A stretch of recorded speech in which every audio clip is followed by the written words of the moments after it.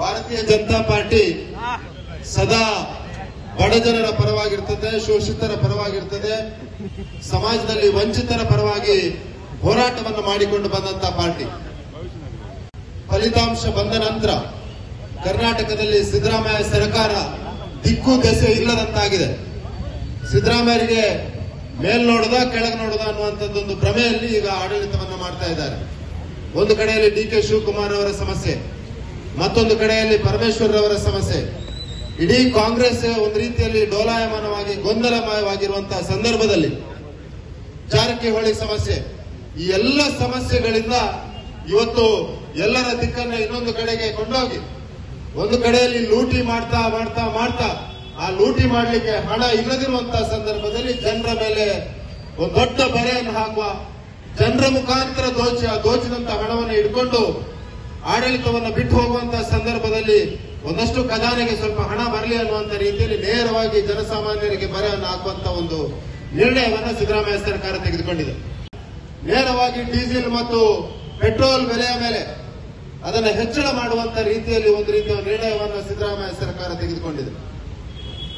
ಸಿದ್ದರಾಮಯ್ಯ ಸರ್ಕಾರ ನೇರವಾಗಿ ಕರ್ನಾಟಕದ ಮತದಾರರ ಮೇಲೆ, ನರೇಂದ್ರ ಮೋದಿಯ ಸರ್ಕಾರವನ್ನು ಮತ್ತೊಮ್ಮೆ ಪುನರಾಯ್ಕೆಗೊಳಿಸಿದ ಮತದಾರರ ಮೇಲೆ, ಕರ್ನಾಟಕದ ಕನ್ನಡಿಗರ ಮೇಲೆ, ತುಳುವರ ಮೇಲೆ ಒಂದು ರೀತಿಯ ಅನ್ಯಾಯ ಮಾಡುವಂತಹ ಒಂದು ನಿರ್ಣಯವನ್ನು ತೆಗೆದುಕೊಂಡಿದೆ. ನೇರವಾಗಿ ಜನರಿಗೆ ಶಿಕ್ಷೆಯನ್ನು ಕೊಡಬೇಕು.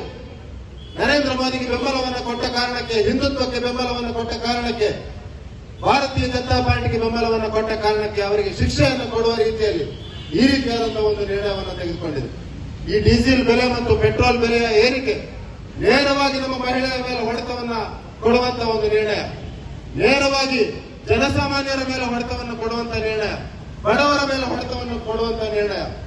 ಈ ರಾಜ್ಯ ಸರ್ಕಾರ ಕಳೆದ 1 ವರ್ಷ ಈ ರಾಜ್ಯದಲ್ಲಿ ಆಡಳಿತ ಮಾಡುವಂತಹ ಸಂದರ್ಭದಲ್ಲಿ ಅವೈಜ್ಞಾನಿಕವಾದಂತಹ ಜನಸಾಮಾನ್ಯರಿಗೆ ಪೂರಕವಲ್ಲದಿರುವಂತಹ ಗ್ಯಾರಂಟಿಗಳನ್ನು ತಂದ, ಆ ಗ್ಯಾರಂಟಿಯನ್ನ ಸರಿಯಾದ ರೀತಿಯಲ್ಲಿ ಅನುಷ್ಠಾನ ಮಾಡಲಿಕ್ಕೆ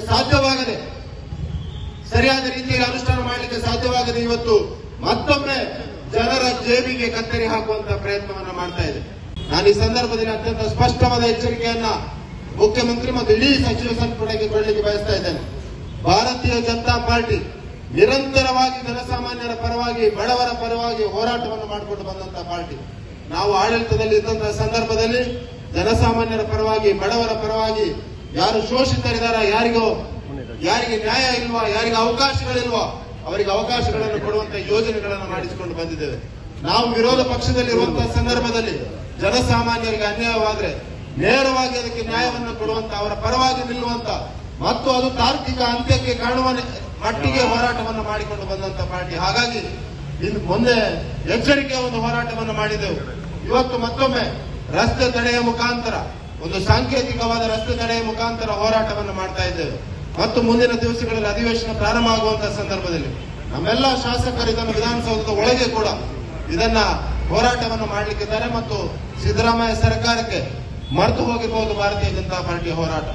ಭಾರತೀಯ ಜನತಾ ಪಾರ್ಟಿಯ ಯಾವುದಾದ್ರೂ ಒಂದು ವಿಷಯವನ್ನು ತೆಗೆದುಕೊಂಡ್ರೆ ಅದು ನ್ಯಾಯ ಸಿಗುವವರೆಗೆ, ಆ ತಾರ್ಕಿಕ ಅಂತ್ಯ ಸಿಗುವವರೆಗೆ ಹೋರಾಟವನ್ನು ಮಾಡ್ತದೆ ಅನ್ನುವಂತ ವಿಷಯವನ್ನು ಕೂಡ ಈ ಸಂದರ್ಭದಲ್ಲಿ ಹೇಳ್ತಾ, ಎಲ್ರಿಗೂ ಈ ಹೋರಾಟಕ್ಕೆ ಬಂದಂತ ಎಲ್ಲ ಕಾರ್ಯಕರ್ತರಿಗೆ ಧನ್ಯವಾದಗಳನ್ನು ಸಲ್ಲಿಸ್ತಾ, ಬಿಸಿನೆಸ್ ಇನ್ವೆಸ್ಟ್ಮೆಂಟ್ಗೆ ಹೊಸ ಲ್ಯಾಂಡ್ ಮಾರ್ಕ್ ರೋಹನ್ ಸಿಟಿ. ವಾಣಿಜ್ಯ ಸ್ಥಳಗಳ ಮೇಲಿನ ಹೂಡಿಕೆಯ ಮೇಲೆ 7.5% ನಷ್ಟು ಗ್ಯಾರಂಟಿಡ್ ರಿಟರ್ನ್. ತಡ ಯಾಕೆ? ಈಗಲೇ ಇನ್ವೆಸ್ಟ್ ಮಾಡಿ. ನಿಮ್ಮ ಹೂಡಿಕೆಗೆ ಬೆಸ್ಟ್ ಪ್ರೈಸ್ ಸಿಗುವಾಗ ತಡ ಯಾಕೆ?